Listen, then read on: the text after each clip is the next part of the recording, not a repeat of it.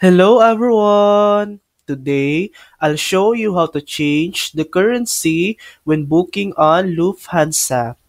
First, start your booking on the Lufthansa website or app.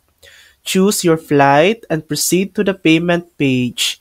Here, look for the option to select a different currency. Simply pick your preferred currency, check the updated price, and then confirm before completing your purchase.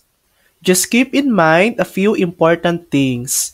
This option is only available for certain tickets and services booked directly through Lufthansa's website or app.